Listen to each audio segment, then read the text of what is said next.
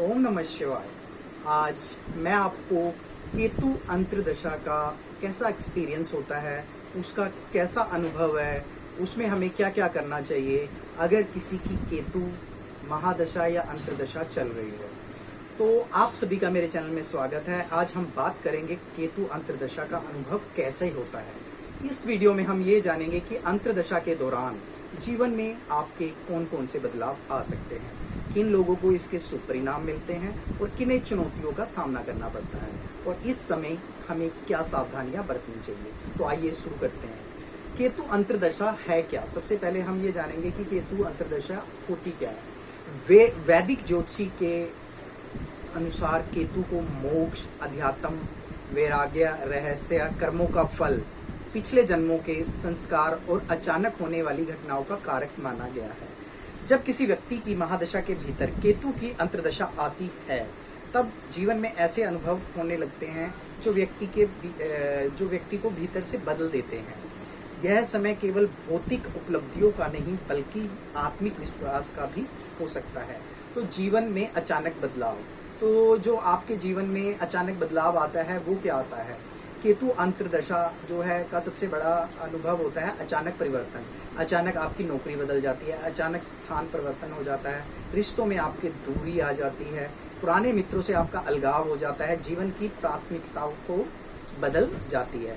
कई बार व्यक्ति सोचता है कि आखिर उसके साथ ऐसा हो क्यों रहा है, लेकिन बाद में समझ आता है कि यह परिवर्तन उसके भविष्य के लिए आवश्यक ही था। तो वैराग्य की भावना, ये भी एक परिवर्तन है। केतु व्यक्ति को धीरे धीरे संसार के मोहों से दूर करने लगता है। तो पार्टियों और भीड़ से उसका मन हटने लगता है, अकेले रहना उसको अच्छा लगता है, आध्यात्मिक विषयों में उसकी रुचि हो जाती है, मंदिर, ध्यान और पूजा की ओर उसका झुकाव बढ़ जाता है। ऐसा महसूस हो सकता है कि जीवन का असली उद्देश्य कुछ और ही है। मानसिक अनुभव, उसको मानसिक अनुभव कैसा होता है? केतु अंतर्दशा में व्यक्ति के मन में कई प्रकार के विचार आ जाते हैं, जैसे ओवर थिंकिंग, उलझन, भविष्य की चिंता के बारे में, अचानक शांति का अनुभव होना, कभी कभी बिना कारण बेचैनी हो जाना। यदि केतु आपकी शुभ स्थिति में हो तो व्यक्ति की अंतर्ग्रहण जो शक्ति होती है वो बढ़ जाती है। ठीक है। कैरियर पर क्या प्रभाव पड़ता है? केतु अंतर्दशा में कैरियर में उतार चढ़ाव संभव होता है।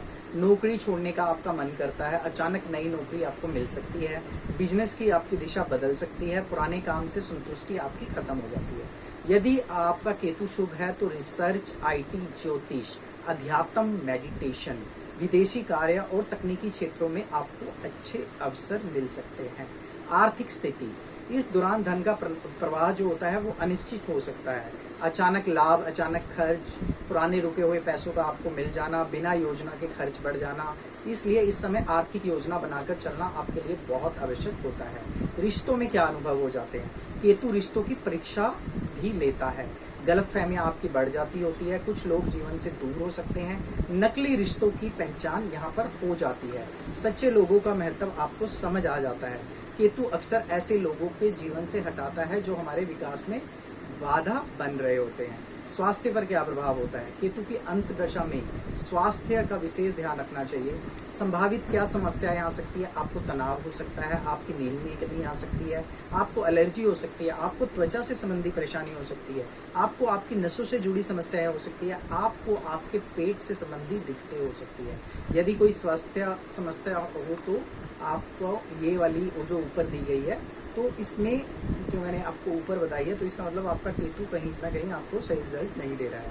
आध्यात्मिक उन्नति, तो ये केतु का सबसे बड़ा उपहार माना जाता है। इस दौरान आपका ध्यान में मन लगने लग जाता है, मंत्र जाप करने की आपकी इच्छा होती है, आध्यात्मिक गुरुओं से मिलने का आपका अवसर मिलता है, आपको जीवन में गहरे सत्य समझ आने लगते हैं आपको। ठीक है। बहुत से लोगों की आध्यात्मिक यात्रा की शुरुआती इस समय में ही होती है।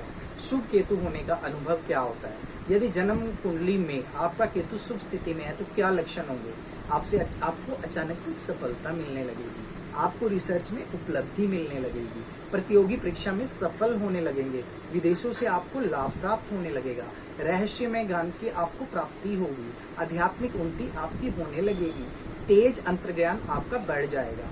अशुभ केतु हो तो आपको कैसा अनुभव होगा?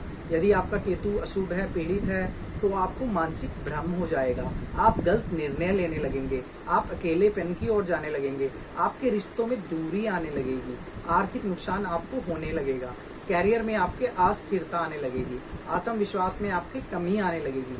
लेकिन याद रखें, यह हमेशा स्थायी नहीं रहता है। तो केतु अंतर्दशा में आपको क्या करना चाहिए? प्रतिदिन आपको ध्यान करना चाहिए, भगवान गणेश और भगवान शिव की उपासना आपको करनी चाहिए, अपने गुरु का आपको सम्मान करना चाहिए, जरूरतमंद लोगों की आपको सहायता करनी चाहिए, क्रोध और अहंकार से आपको बचना चाहिए, बिना सोचे समय आपको बड़े निर्णय नहीं लेने चाहिए, नकारात्मक लोगों से आपको दूरी बनाई जानी चाहिए, नियमित योग और प्राणायाम आपको करना चाहिए। महत्वपूर्ण बात यह है कि दोस्तों, एक बात आपने हमेशा याद रखनी है, केतु अंतर्दशा का परिणाम केवल केतु से तय नहीं होता है, इस बात पर भी निर्भर करता है कि केतु किस भाव में है, किस राशि के साथ है, किन ग्रहों के साथ युति बनाकर बैठा है, किन ग्रहों की इस पे दृष्टि पड़ रही है, वर्तमान महादशा कौन सी चल रही है, गोचर और पूरी जन्म कुंडली इसको देखकर फिर हम निर्णय लेते हैं।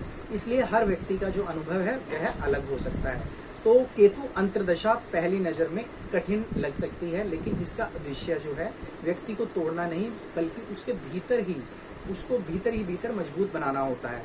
यह हमें ये सिखाता है कि असली शक्ति केवल धन और पद में नहीं है, बल्कि आत्मज्ञान, धैर्य और सही दिशा में होती है। यदि इस अवधि में धैर्य, सकारात्मक और आध्यात्मिकता को अपनाया जाए तो केतु अंतर्दशा जीवन की सबसे परिवर्तनकारी और लाभदायक अवधियों में से एक बन सकती है। अगर आपको मेरी ये जानकारी उपयोगी लगी हो तो मेरी वीडियो को लाइक करें, मेरे चैनल को सब्सक्राइब करें और कमेंट में आप जरूर बताएं कि आप में से किसी को जिन की केतु की महादशा या अंतर्दशा चल रही है और कभी भी आप लोगों को केतु अंतर्दशा में जैसा अनुभव मैंने बताया है वैसा हुआ है या नहीं हुआ है। तो धन्यवाद दोस्तों। ओम नमः शिवाय। मिलते हैं अगली वीडियो में। जय श्री महाकाल।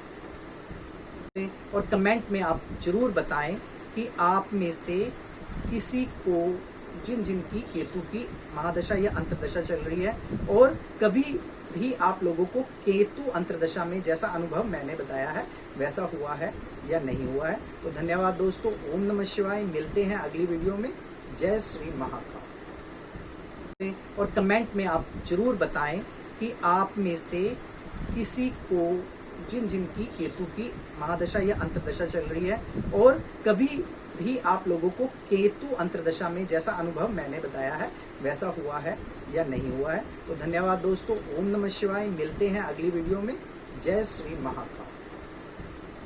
और कमेंट में आप जरूर बताएं कि आप में से किसी को जिन की केतु की महादशा या अंतर्दशा चल रही है और कभी भी आप लोगों को केतु अंतर्दशा में जैसा अनुभव मैंने बताया है वैसा हुआ है या नहीं हुआ है। तो धन्यवाद दोस्तों। ओम नमः शिवाय। मिलते हैं अगली वीडियो में। जय श्री महाकाल।